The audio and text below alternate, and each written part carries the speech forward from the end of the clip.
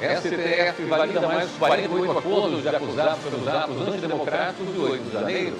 Os acordos de não persecução penal propostos pela PGR foram homologados pelo ministro Alexandre de Moraes. A audiência pública Pena Justa debate em Brasília propostas para melhorar o sistema prisional. Supremo suspende decisões que bloquearam recursos do metrô de Fortaleza. Laboratório de Restauração do STF completa 20 anos com mais de 10 mil trabalhos realizados. Ministério Público de São Paulo denuncia motorista de Porsche por homicídio doloso qualificado e lesão corporal. E ainda, policiais militares do Distrito Federal são presos, suspeitos de agredir e torturar um colega de corporação. O Jornal da Justiça desta segunda-feira, 29 de abril, começa agora.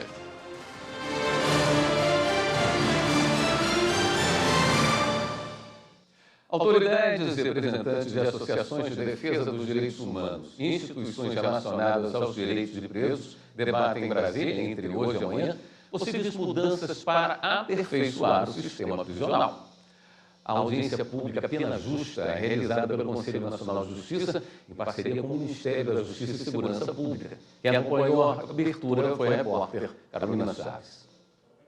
O encontro foi organizado para que o governo possa receber contribuições na elaboração do Plano Nacional para o enfrentamento ao estado de coisas inconstitucional nas prisões brasileiras. Em outubro do ano passado, o Supremo Tribunal Federal reconheceu a violação massiva de direitos humanos no sistema prisional e identificou 3 grandes problemas: a má qualidade das vagas e superlotação dos presídios, uma política equivocada com encarceramentos desnecessários e falhas na saída do sistema, com manutenção de presos que já cumpriram pena. O STF deu 6 meses de prazo para que o governo federal elabore um plano nacional de enfrentamento que servirá de base para os estados e o Distrito Federal prepararem planos locais que deverão ser implantados em até 3 anos.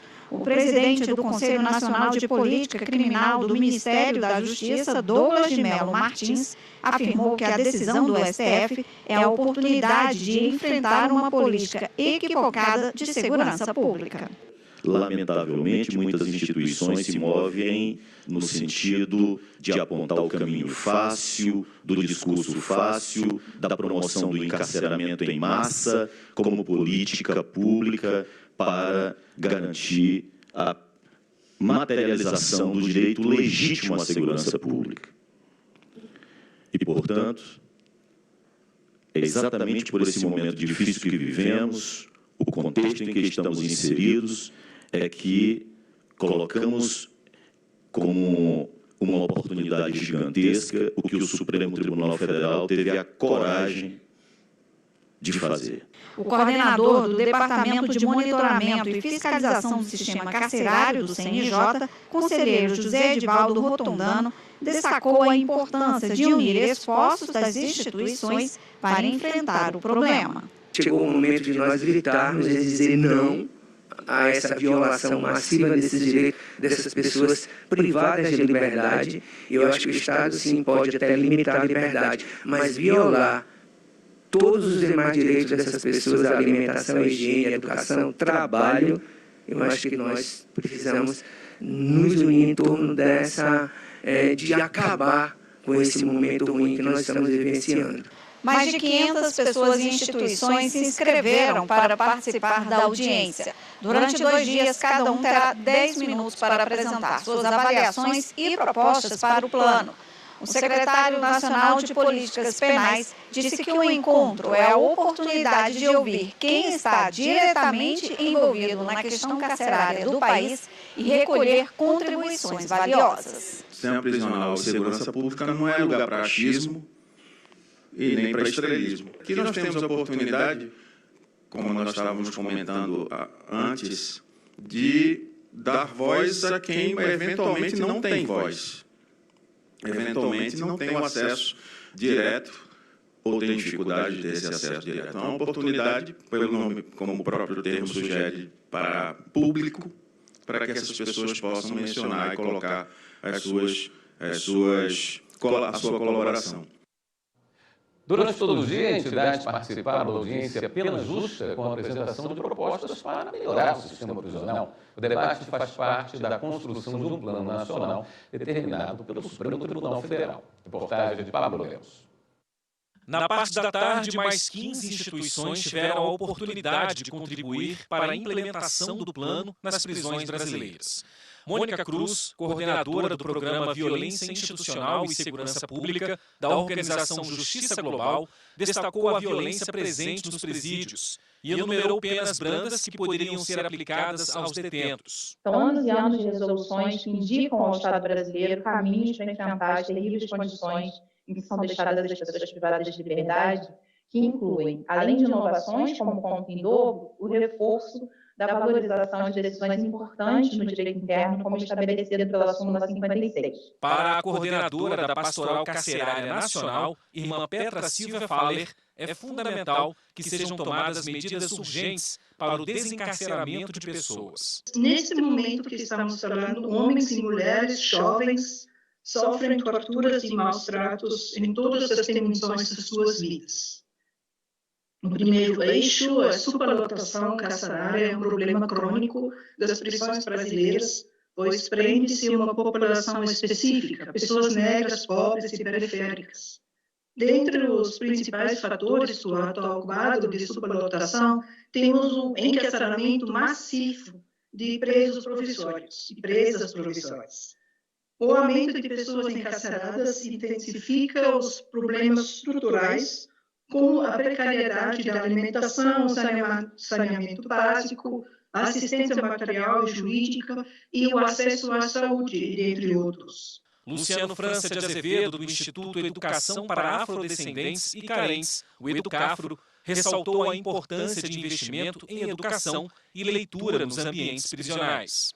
Entendemos a importância de se trabalhar nesses espaços, ainda de forma muito precária, que a gente observa, a questão da educação e da leitura, com espaços profissionais, ambiente adequado, para que aqueles e aquelas que veem na educação uma porta de aprendizado para sair e se ressocializar, se reinserir na sociedade, como um espaço, uma oportunidade, para que consigam alcançar os seus objetivos. Que bom chegarmos ao momento de encerramento desse primeiro dia, com esse sentimento de que nós vamos, pelo menos construindo, sob uma perspectiva concreta e não teórica, sob uma base realizável e não conceitual, propostas que mudem essa realidade e que realmente façam desse Brasil um país melhor. A audiência pública termina nesta terça-feira com mais 26 participantes previstos. Além disso, está aberta a consulta pública do Plano Pena Justa até 5 de maio.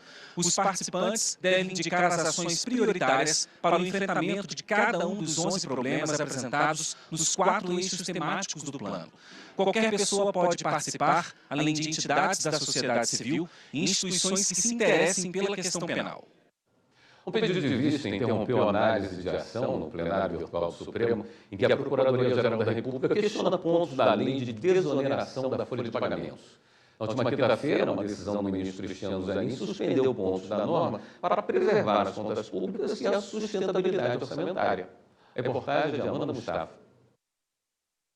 O julgamento no plenário virtual deveria terminar no próximo dia 6 de maio, mas agora, com o pedido de vista, o ministro Luiz Fux tem 90 dias para avaliar a decisão liminar do ministro Cristiano Zanin sobre a suspensão de pontos da lei que prorrogou a desoneração da folha de pagamento de municípios e de diversos setores produtivos até 2027. Na avaliação de Zanin, relator da ação, a norma não observou o que dispõe a Constituição sobre o impacto orçamentário e financeiro. Segundo ele, a manutenção da norma pode gerar desajuste significativo nas contas públicas e um esvaziamento do regime fiscal. A liminar foi submetida ao colegiado em sessão do plenário virtual do Supremo na última quinta-feira. 5 ministros acompanharam o voto do relator. A ação da Advocacia Geral da União questiona a lei aprovada pelo Congresso Nacional que prorrogou a desoneração da folha de pagamento de 17 setores da economia e reduz os encargos trabalhistas das empresas. A AGU argumenta que as renúncias fiscais previstas na lei foram feitas sem adequada demonstração do impacto financeiro e, assim, a prorrogação da desoneração da folha representa uma redução de cerca de 10 bilhões de reais anuais na arrecadação do governo.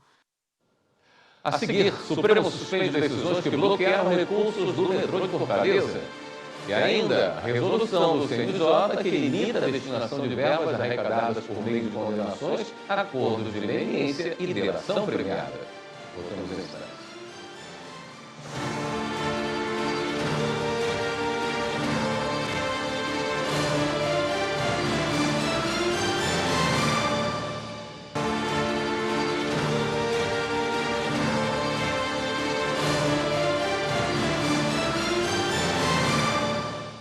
O Supremo Tribunal Federal suspendeu decisões que bloquearam valores das contas do metrô de Fortaleza para pagamento de dívidas reconhecidas pela Justiça.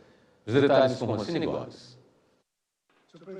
A decisão liminar do ministro Luiz Fux foi concedida na arguição de descumprimento de preceito fundamental 1145, apresentada pelo governo do Ceará contra decisões da Justiça Estadual e do Trabalho. Em análise preliminar do caso, o ministro entendeu que a companhia cearense cumpre os requisitos para que a execução de suas dívidas ocorra pelo regime de precatórios, já que o entendimento do STF é de que se submetam a essa forma de pagamento as empresas estatais prestadoras de serviços públicos essenciais e de natureza não concorrencial. Fux frisou que existe urgência para a concessão da liminar, pois o bloqueio indevido desses recursos pode comprometer a prestação do serviço. A decisão do relator será levada ao plenário do STF para referendo. Empresas de telefonia questionam na Suprema Corte leis de Alagoas e do Rio de Janeiro que criaram um adicional de ICMS para financiar fundos de combate à pobreza. As informações com a repórter Viviane Novaes. A Associação Nacional das Operadoras de Celulares e a Associação Brasileira de Concessionárias de Serviço Telefônico Fixo Comutado entraram com 2 ações no Supremo com o mesmo questionamento. A cobrança de um adicional de 2% de ICMS do setor de telecomunicações em Alagoas e no Rio de Janeiro. Isso está previsto em leis desses estados. O adicional é destinado a fundos de combate à pobreza. As associações alegam que o serviço de telecomunicações é essencial e não pode ter uma tributação maior do que os serviços de operações em geral, como prevê a jurisprudência do STF. Elas afirmam também que a Constituição Federal limita a incidência do imposto apenas a bens e serviços supérfluos. O Partido Solidariedade também questiona no STF a lei do Maranhão, que subiu a alíquota de ICMS de 20% para 22%. O partido alega que a lei foi aprovada e sancionada no mesmo dia e que o aumento do imposto viola o princípio da seletividade porque não faz distinção de bens e serviços essenciais. O plenário do Supremo vai definir a tese que marca o prazo para questionar preterição em concurso público. Os ministros já julgaram o caso e reformaram a decisão do Tribunal de Justiça do Rio Grande do Sul, que havia determinado a nomeação de uma candidata aprovada em concurso para professor da rede pública de ensino. Repórter Marta Ferreira. A tese vai orientar a resolução de casos semelhantes em análise em outras instâncias. Isso porque os ministros decidiram, numa outra sessão, que não é possível, esgotado o prazo de validade de concurso, propor ação com o objetivo de reconhecimento do direito à nomeação no caso de cadastro de reserva. Essa discussão chegou ao Supremo porque uma candidata aprovada para o cargo de professora em um concurso em 2005 no Rio Grande do Sul entrou na Justiça depois do término do prazo de validade do concurso, afirmando ter direito à nomeação. Ela alegava que o fato de ter sido admitida em 2008 por meio de contrato temporário indicava a existência de vagas e, como já estava aprovada, deveria ser chamada para ocupar um dos cargos previstos no edital. A professora conseguiu uma decisão favorável, mas o Estado do Rio Grande do Sul recorreu ao Supremo. Por unanimidade, o plenário do Supremo atendeu ao pedido feito no recurso e assim modificou a decisão do TJ Gaúcho, que havia determinado a nomeação da candidata. Agora, os ministros vão definir a tese que servirá de orientação para os processos semelhantes. A primeira proposta é do relator, ministro Marco Aurélio, que votou antes de se aposentar. Ele propôs fixar a tese de que a nomeação por via judicial deve ser questionada durante o prazo de validade do concurso. Essa proposta foi acompanhada pela ministra Rosa Weber, que também votou antes de se aposentar, e pelo ministro Luiz Fux. Já os ministros Alexandre de Moraes e Luiz Roberto Barroso consideram que, além de a ação ter sido ajuizada durante a validade do concurso, a sua motivação deve ser a preterição, que também deve ter ocorrido dentro desse prazo. O ministro Edson Fachin entende que a alegação de preterição pode ser questionada mesmo após o prazo de validade do concurso, desde que respeitado o prazo prescricional de 5 anos previsto no Decreto-Lei 20.910 de 1932. Ainda de acordo com o Fachin, é necessário que a alegada preterição tenha ocorrido durante o prazo de validade do concurso. Essa corrente é integrada pelos ministros Dias Toffoli e Ricardo Lewandowski, que também apresentou voto antes da aposentadoria. O Conselho Nacional de Justiça aprovou uma resolução que limita a destinação de verbas arrecadadas por meio de condenações, acordos de leniência de delação premiada e cooperação internacional. Repórter Amanda Mustafa tem as informações. A norma teve como relator o Corregedor Nacional de Justiça, ministro Luiz Felipe Salomão. O objetivo é evitar novas situações como ocorreu durante a Operação Lava Jato, em que procuradores fecharam acordo no exterior para destinar verbas da Petrobras para a criação de uma fundação que iria organizar atividades anticorrupção. A medida está sendo investigada pelo CNJ. A resolução aprovada determina que os valores obtidos por meio de acordo de leniência sejam destinados ao ressarcimento do ente público lesado, uma vez que possuem natureza indenizatória. No caso de prestações decorrentes de condenação criminal, essas verbas devem ser preferencialmente destinadas à entidade pública ou privada com finalidade social previamente conveniada ou para atividades de caráter essencial à segurança pública, educação e saúde. A resolução proíbe, em qualquer hipótese de destinação de bens e valores à União, a distribuição de maneira determinada pelo Ministério Público em acordo firmado com empresa ou colaborador. A seguir, ponte usada por invasores de terra indígena é destruída no Pará. E ainda, o Ministério Público de São Paulo denuncia motorista de Porsche por homicídio doloso qualificado e lesão corporal. Os detalhes, próximo bloco.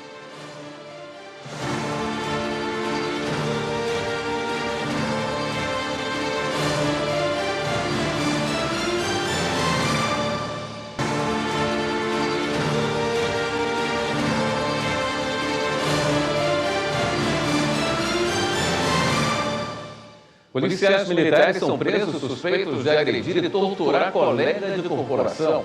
Ponte usada por invasores de terra indígena destruída no Pará. Justiça proíbe cover de Cazuza de fazer show no Brasil e na internet.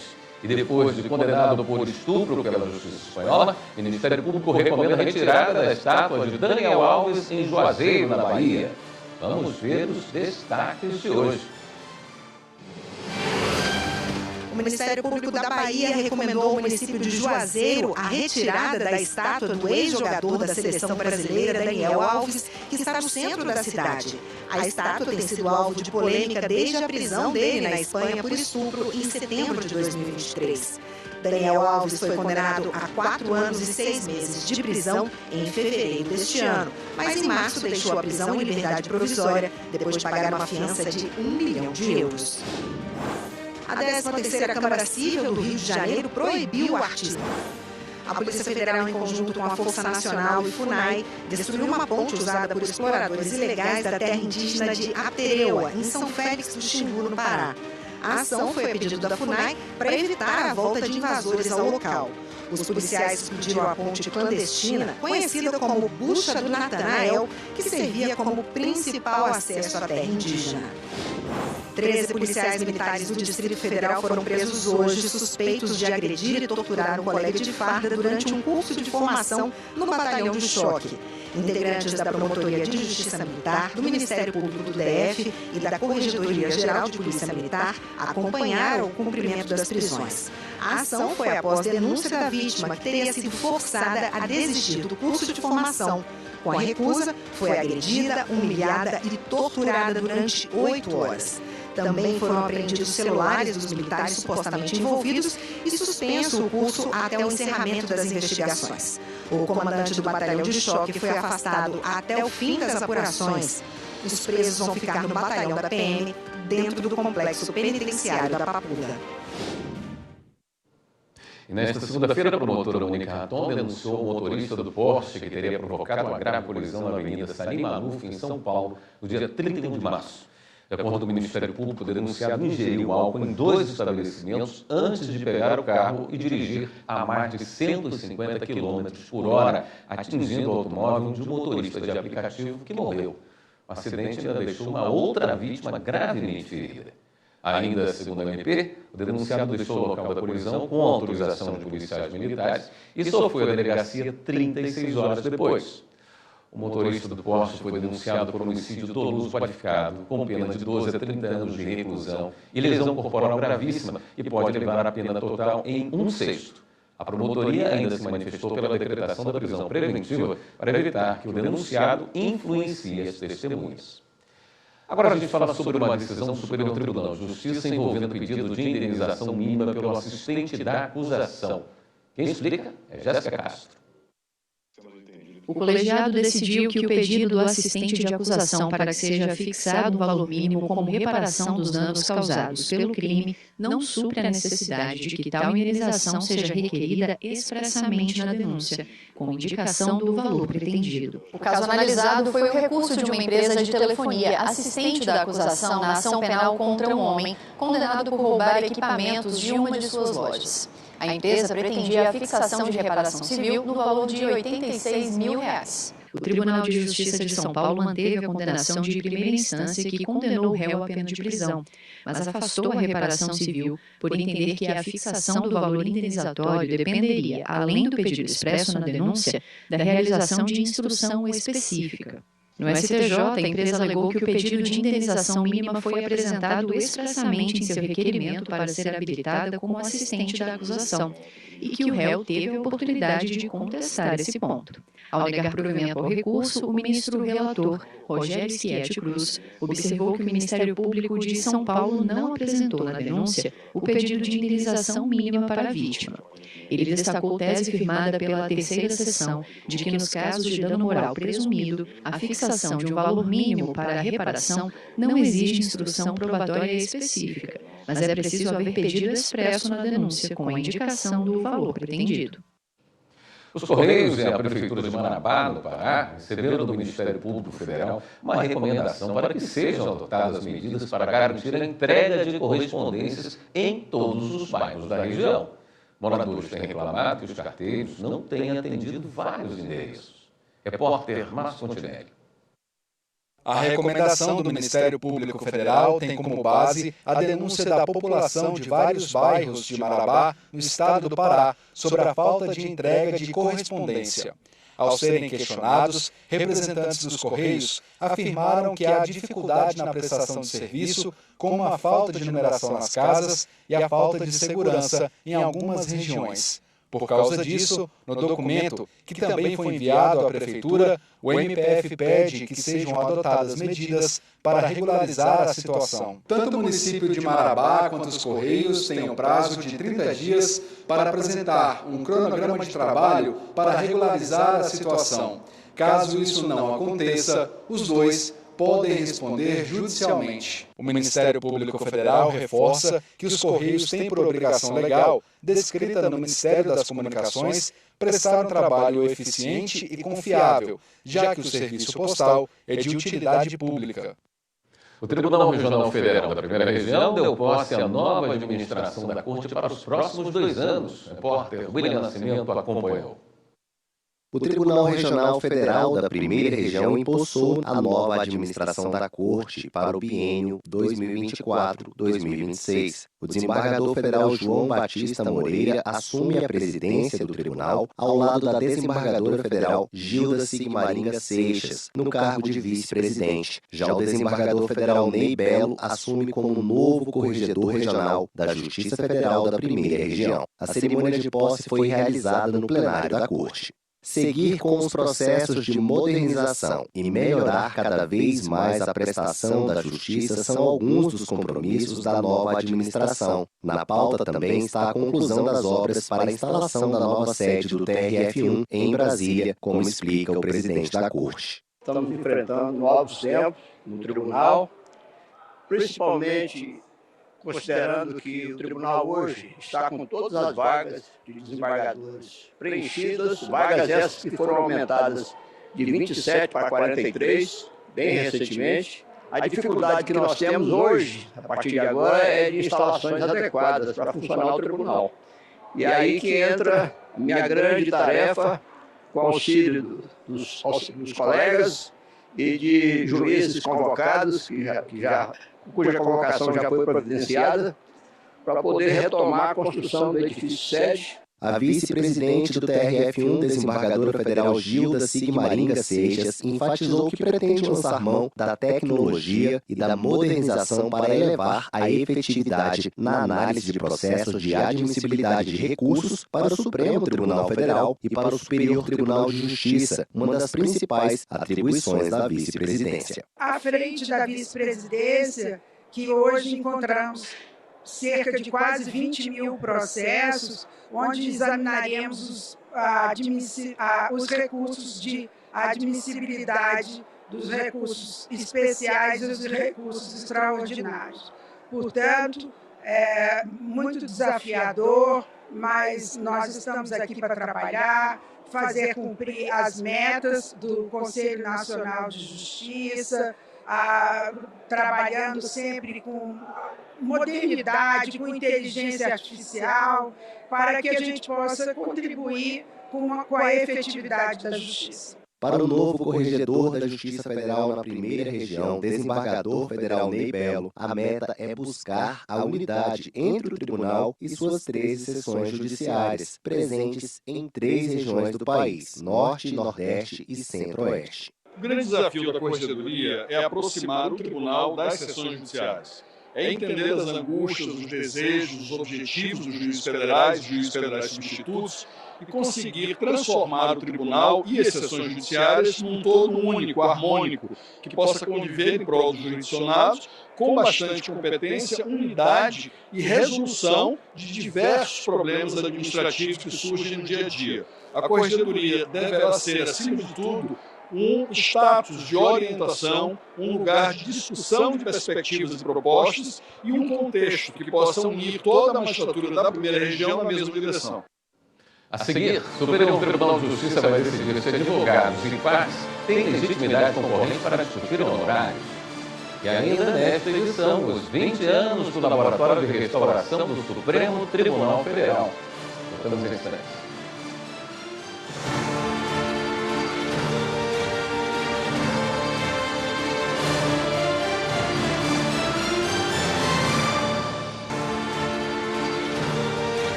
A segunda turma do Tribunal Superior do Trabalho manteve a validade de uma norma coletiva sobre desconto de banco de horas negativo.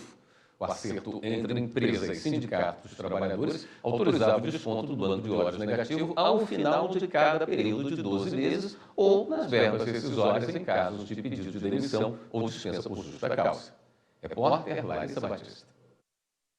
Os acordos coletivos de trabalho foram firmados entre o Sindicato dos Trabalhadores das Indústrias Metalúrgicas de Londrina e região e uma indústria de materiais eletrônicos entre 2012 e 2014. As cláusulas previam que o período de apuração dos créditos e dos débitos do banco de horas seria de 12 meses.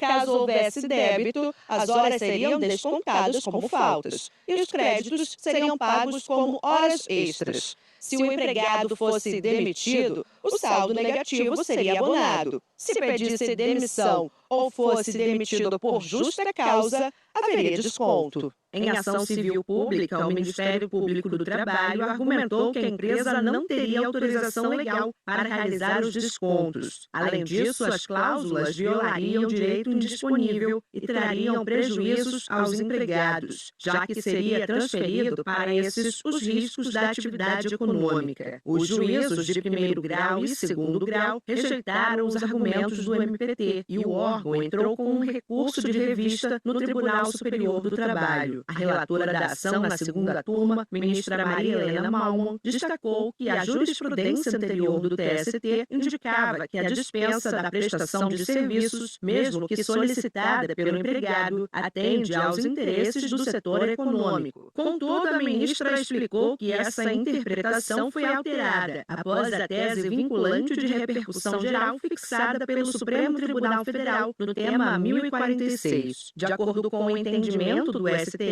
apenas os direitos absolutamente indisponíveis garantidos pela Constituição Federal, tratados internacionais ou normas de saúde e segurança no trabalho não podem ser reduzidos por negociação coletiva. Nesse sentido, a ministra concluiu que a implementação do banco de horas nos termos do acordo não envolve direito irrenunciável e, portanto, é válida a convenção coletiva firmada entre o sindicato e a empresa. A decisão foi unânime e ainda cabe recurso.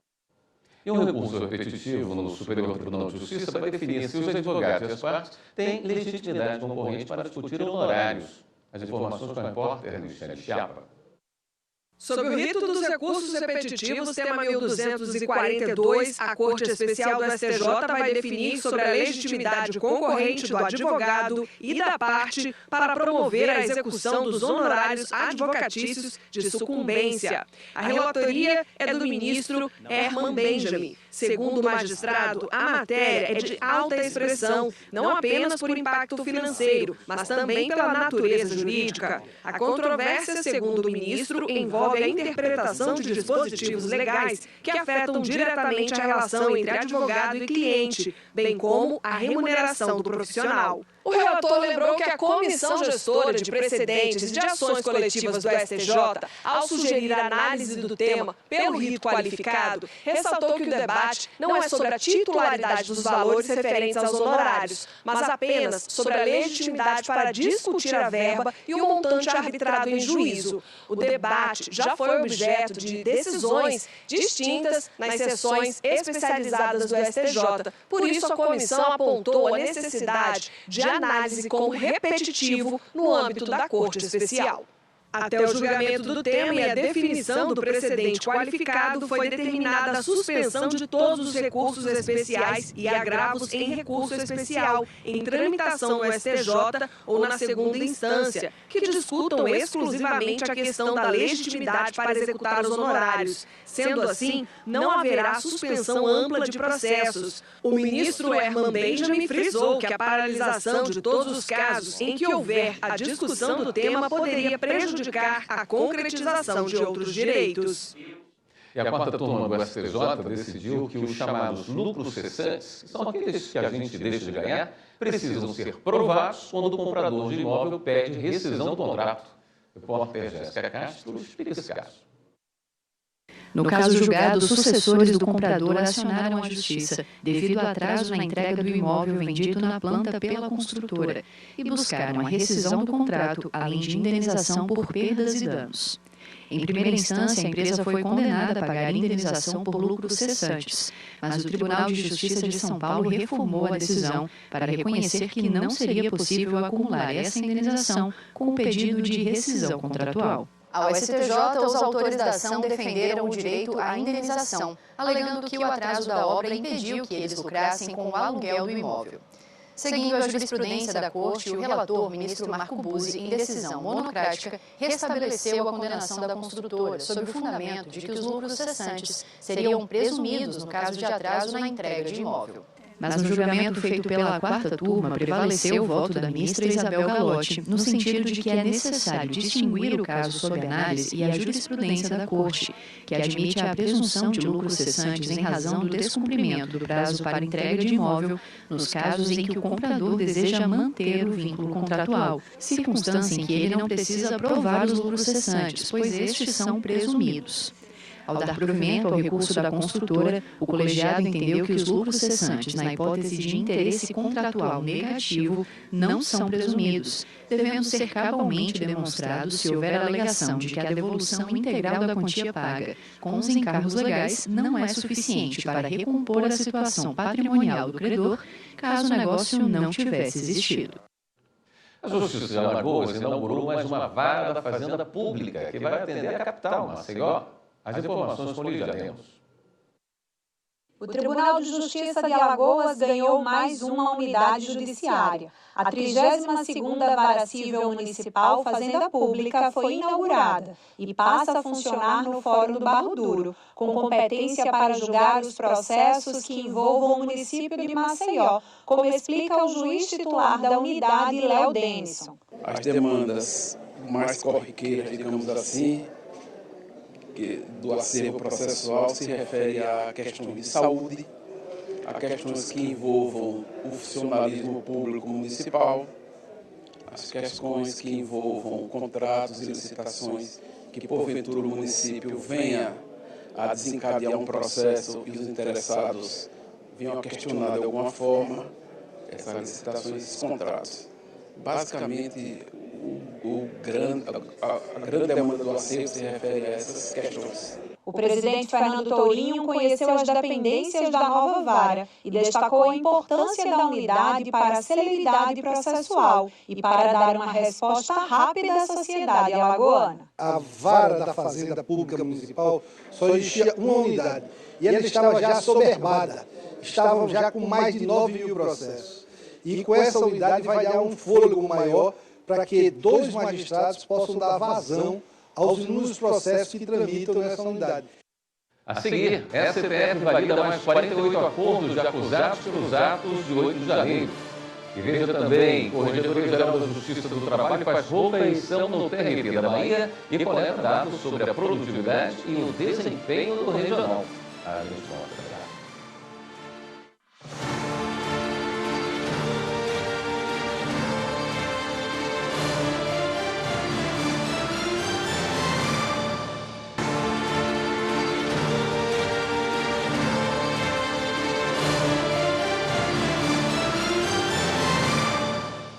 O ministro Alexandre de Moraes validou agora em abril mais 48 acordos firmados entre a Procuradoria-Geral da República e pessoas que respondem a ações penais pelos atos antidemocráticos de 8 de janeiro. No total, 172 réus por crimes considerados como de menor gravidade se beneficiaram. Só foram celebrados acordos com pessoas que estavam em frente aos quartéis e contra as quais não há provas de participação das invasões aos prédios públicos. O acordo de não persecução penal é um ajuste celebrado entre o Ministério Público e a pessoa investigada. Para isso, ela deve confessar a prática dos crimes e cumprir determinadas condições legais, evitando a continuidade do processo. O acordo tem de ser validado por um juiz e, se for integralmente cumprido, é decretado o fim da possibilidade de punição. E um serviço que foi fundamental na restauração de mobiliários e esculturas destruídas nos ataques de 8 de janeiro de 2023 foi aquele feito pelo Laboratório de Restauração do Supremo Tribunal Federal. O laboratório chega aos 20 anos com mais de 10.000 trabalhos realizados, como mostra a repórter Amanda Mustafa. 2 décadas, mais de 10.000 objetos limpos e restaurados. O laboratório atende demandas do arquivo, da biblioteca e do museu do STF, entre processos, obras literárias e de arte. Só para se ter uma ideia do volume de trabalho, são mais de 15.000 folhas de papel para higienizar todo mês. Com os ataques antidemocráticos do dia 8 de janeiro e a invasão do prédio do Supremo, o trabalho e o esforço para recuperar o que havia sido destruído foi ainda maior.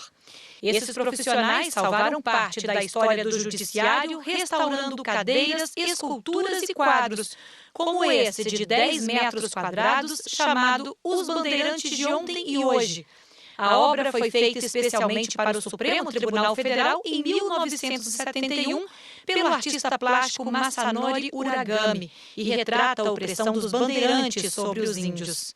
Na porta do plenário do Supremo foi montado esse memorial com alguns dos objetos danificados no 8 de janeiro, para que ninguém esqueça do que aconteceu.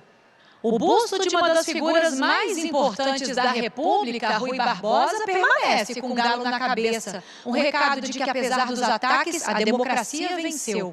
Já a escultura, que representa a justiça, feita pelo artista mineiro Alfredo Seschiatti, teve um pequeno dano na base de sustentação, mas voltou nova à Suprema Corte, graças ao trabalho do Laboratório de Restauração. O Tribunal Regional do Trabalho na Bahia passou por correição ordinária. Repórter Carolina Vasco tem os detalhes.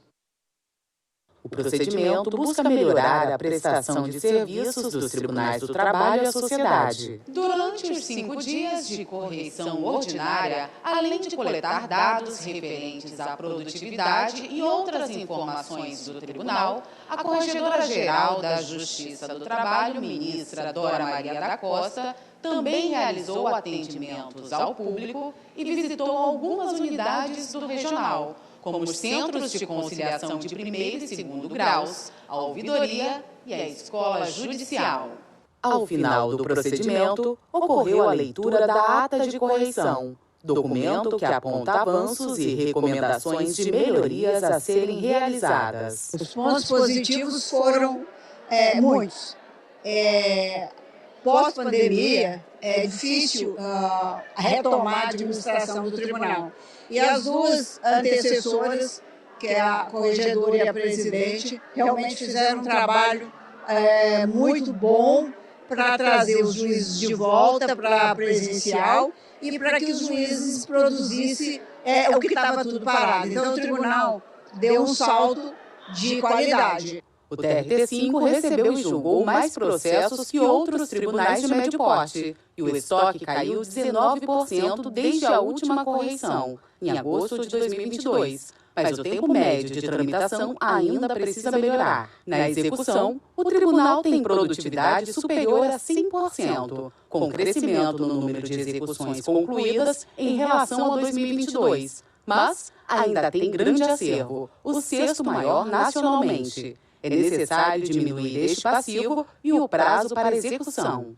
Nos centros de conciliação, houve incremento nos números de processos colocados em pauta e de audiências realizadas, mas a média de conciliações obtidas deve ser alvo de atenção. Vamos nos apropriar de tudo que foi dito, dos avanços, para continuarmos a avançar ainda mais dos problemas que temos para enfrentá-los, olharmos de frente e encontrar as soluções possíveis num cenário em que os recursos são cada vez mais escassos, sobretudo os recursos financeiros e os recursos humanos. A corregedoria, ela não é só para punir.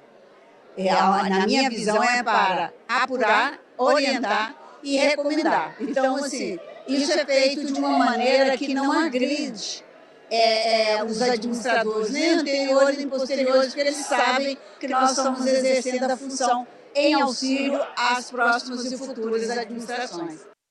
E o Judiciário de Mato Grosso fez a distribuição de 400 mudas de plantas nativas e frutíferas em um shopping de Cuiabá, uma iniciativa de conscientização da importância da preservação ambiental. O Judiciário de Mato Grosso, por meio do programa Verde Novo, realizou a distribuição de 400 mudas de plantas frutíferas e nativas no Pantanal Shopping. A parceria pretende chamar a atenção da população para a preservação do globo terrestre, levar a conscientização ambiental às pessoas e melhorar a arborização da cidade. Essa parceria não é de hoje, temos mais de 5 anos de parceria, já tivemos várias ações em parceria com eles. essa é mais uma. Na sala de sustentabilidade do shopping foram distribuídas 300 mudas aos clientes que passavam pelo local, passeando com a família. Yasmin garantiu mudas das frutas preferidas dela, a cerola e a amora. Com apenas 11 anos, sabe da importância de cuidar do planeta. É por causa que tem um aquecimento global e ele prejudica muito o nosso mundo. Então a gente deve plantar para não prejudicar, para a gente conseguir viver bem mais melhor. Outras 100 mudas foram distribuídas aos alunos e colaboradores da Fórmula Academia. Incentivar nossos alunos a uma cultura da preservação ambiental através do replantio. A Organização Mundial de Saúde informa também, indica a arborização urbana para melhorar a saúde física e emocional. Então, a gente sabe que quanto mais árvores plantadas, mais benefícios nós vamos ter para a população, para a comunidade, para o meio ambiente, para o planeta Terra. Com aproximadamente 5 bilhões de anos e 8 bilhões de habitantes, o planeta Terra é considerado nossa casa. Por isso devemos cuidar e preservar os recursos naturais que não são infinitos e devem ser utilizados de forma sustentável. A gente sabe da importância aí do aquecimento global, as catástrofes que estão acontecendo aí mundialmente, né? Então a gente se preocupa sim com o meio ambiente e a gente tem cada vez mais desejo de cuidar, implementar mais ações, mais parcerias como essa que a gente teve. O Jornal da Justiça fica por aqui. Na sequência tem um programa Artigo 5º que vai falar sobre síndrome de Down. A Justiça fique com a Voz do Brasil. Bom início de semana para você. Até amanhã.